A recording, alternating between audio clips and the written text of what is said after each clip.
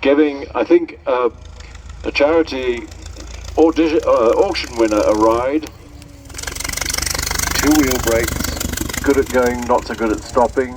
Australia, probably emigrated, and that was his asset. Well, I need my little car for shopping. Yes, of course. I'm just off to Alice Springs. Oh, hold on, I have enough fuel for that, boys. Not enough fuel for the end of the drive.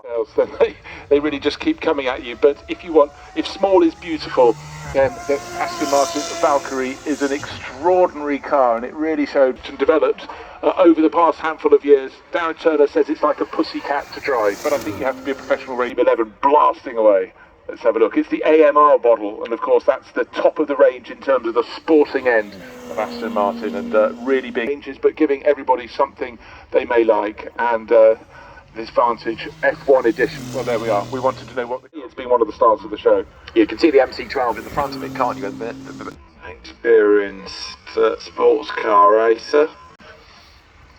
And the Maserati heads towards the McLaren Elvis, oh yes, tyre noise, flicking it sideways, Scandinavian flick, well he is Scandinavian, wave yellow flags, I don't... Or a t-shirt. I think this is the quickest of the three speedsters that have recently been announced. Well, cars and speedsters, and this one very much a 1960s, but with Kenny on board, it's clearly going to be the car in the bottom. I think that's James Pickford on board, waiting to blast off, and Ferrari have rotated a lot of their regular show drivers between these cars. Great noise that car makes. It really does. The 812 GTS has grown. The manufacturers just thought, why would we pay to go and put our cars in a big air-conditioned or maybe overheated hall? One corporate element to this as well. You can invite lots of people around, so yeah, you can see why it is such a success. And there the Ferraris all getting themselves together at the end of that run, Chris. What do you know about this, Chris? It's expensive, but it's very, very, very special. It is. Gosh, the Ricardo engineering. And the Pagani Zonda, it's been around a long time, hasn't it? Vanquish made it even more elegant than it was before. He himself, of course, pretty much always in Lotuses, carrying a stock car racing initially, but a GT Lotus driver, he hustles this up the hill in that. And this weekend is a tribute to the Evija.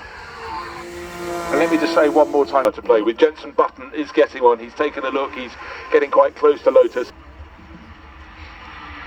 Andrew Frankel given the 911 GT3 to have a of that, and Roy's also in the mix. And told Andrea Calderelli drives this, and this is the Huracan coming up the hill, which was Super Trofeo race car. It really is, and I think in many ways that's what works so well. But let's face it, Lamborghini American, the European and the Asian are brought in. But if you want the best noise of this supercar run, we are told it's going to be run by Lamborghini. It are really, really impressing those that know their stuff. It's Ford out of Polestar.